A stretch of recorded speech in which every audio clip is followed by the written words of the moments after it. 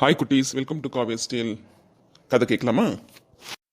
ஒரு அரசன் தன் 4 முக்கிய அமைச்சர்களை கூப்பிட்டு அவர்களில் ஒருவரை முதல் அமைச்சராக நியமிக்கவிருப்பதாகவும் அதற்கு அவர் வைக்கும் தேர்வில் தேர வேண்டும் என்றும் கூறினார்.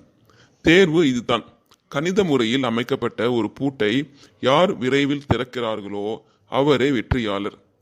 3 அமைச்சர்கள் அன்று இரவு முழுவதும் கணிதம் பற்றிய பல புத்தகங்களை படித்துக் கொண்டிருந்தனர். ஒருவர் மட்டும் நிம்மதியாக தூங்கிவிட்டார். மறுநாள் காலை அரசவையில் பூட்டு கொண்டு வரப்பட்டது. பூட்டின் அமைப்பு எல்லோருடைய படப்படப்பையும் அதிகரித்தது.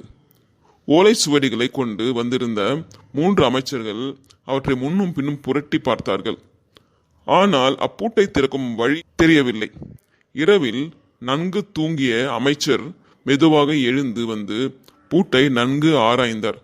கூர்ந்து கவனித்ததில் பூட்டு பூட்டப்படவே இல்லை என்பது அவருக்கு புலனாயிற்று. சாவியே இல்லாமல், அந்த கணித சூத்திரமும் இல்லாமல் பூட்டை எளிதாக அவர் திறக்க மன்னர் அவரையே முதலமைச்சர் ஆக்கினார்.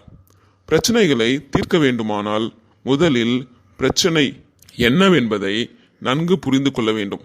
பிரச்சனையை புரிந்து கொள்ள மனம் சமநிலையில் இருக்க வேண்டும். ஓகே குட்டீஸ், இந்த கதை பிடிச்சிருக்கும்னு நினைக்கிறேன். பிடிச்சிருந்தா லைக் பண்ணுங்க, ஷேர் பண்ணுங்க, சப்ஸ்கிரைப் பண்ணுங்க.